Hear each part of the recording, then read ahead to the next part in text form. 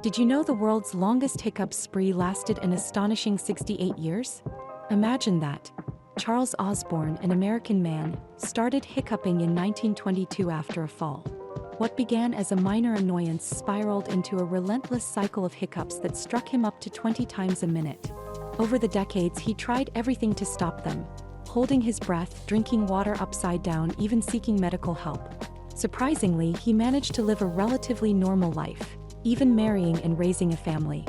His hiccups finally subsided in 1990, but by then he had hiccuped an estimated 430 million times.